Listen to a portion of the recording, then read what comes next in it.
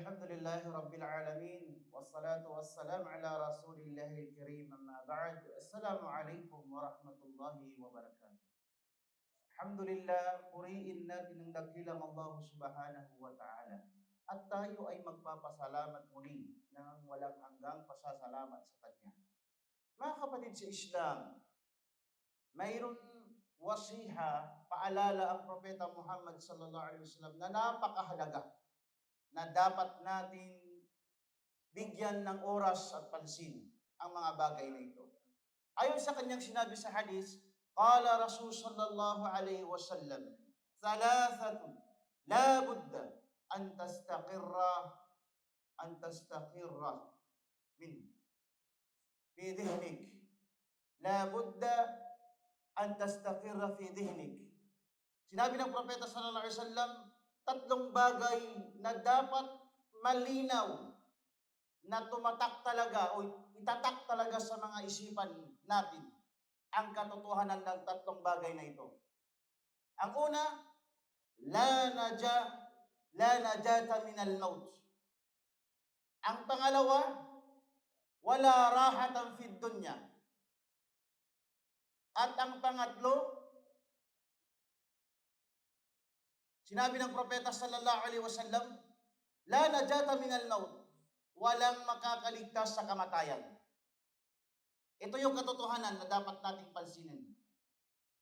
Dahil kahit gaano pa tayo lumalayo sa kamatayan, patuloy tayong hinahabol ng kamatayan.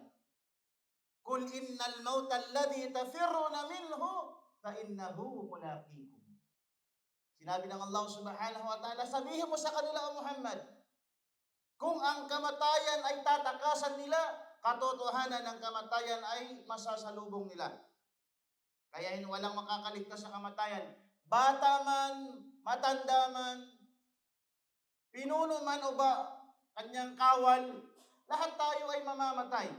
Kullu nafsin dhaikatul maut. Kaya lahat ng mga nilalang ay makakatikim ng kamatayan. Nararapat sa mga mananampalataya, maghanda sa kanyang kamatayan.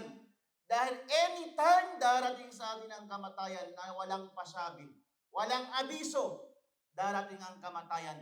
Kaya paghandaan natin, kaya nga sinabi ng Propeta sallallahu alaihi wasallam, aksiru dhikr, hadamul laddats.